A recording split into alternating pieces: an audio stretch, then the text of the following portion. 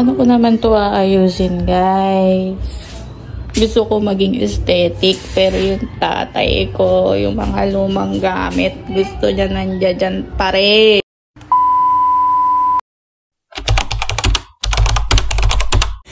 Good day! Samahan niyo ako dito sa bago naming lilipatan ng kwarto ng aking tatay.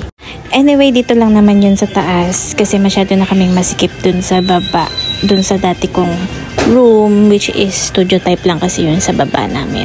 And before is living alone lang ako since kasi nagkasakit na yung tatay ko is sumasama-sama na siya dito sa room ko. Ito talaga isa tatay ko tong dito sa taas na room. Kaya lang kasi is masyado malaki and mag-isa lang siya. Anyway, ayan pala yung room. Double deck yung gusto namin kasi doon siya sa baba and doon ako sa taas. And ito nga yung buong kwarto. Meron na siyang kusina, CR. So guys, sa totoo lang, gusto ko yung lumipat na kami here kasi nga masikip na dun sa baba namin. Paano ka naman mag-aesthetic dito? Ayaw niyang ipatapon yung ibang gamit. So guys, paano ko ba ito sisimulan? So since kasi I'm living alone kasi dun sa baba before, and since yung simula nagkasakit yung tatay ko, na magkasama na kami dun sa room, nandoon siya sa bed, nandoon lang ako sa may sulok na parang katre lang yung hinihigaan ko. Medyo nasisikipan na ako at nahihirapan na ako, ang tigas-tigas lang yung hinihigaan ko. So sabi ko, dito na lang kami sa taas, and you know, dito siya sa baba and ako dun sa may taas para naman komportable naman ako matulog. And sabi ko, i-dispose niya na yung aircon na yan since kasi masyadong malaki dito sa room na to. Maliit lang kasi itong room. Yan, kasi yung aircon ko dun sa baba is 0.5 horsepower lang. Ito, matagal na itong aircon na to. So nagko-consume to ng malaking mataas na kuryente. Sabi ko, i-dispose na yan. Gusto ko i-dispose lahat. Diyos me.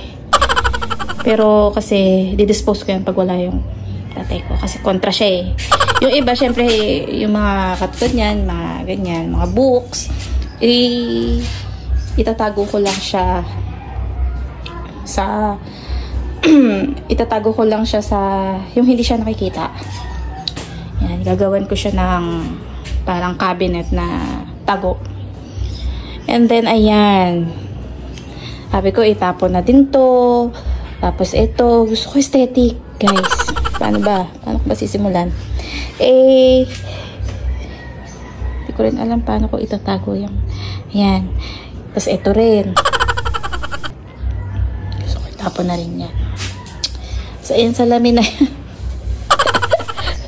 Ay, nako. Just where?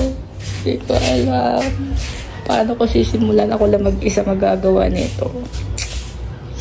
So, ayun. Pakita ko yung room ko sa baba. Ako lang kasi doon mag-isa before.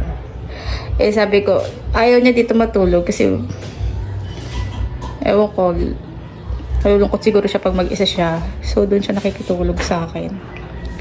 Mas maliit yun. As in, parang half lang ito. Siguro dito lang. Yung kwarto ko sa baba. Pakita ko, wait lang.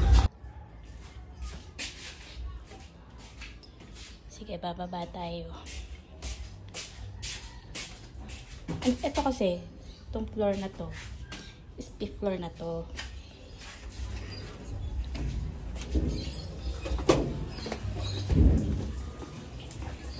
Nagbablog ako eh.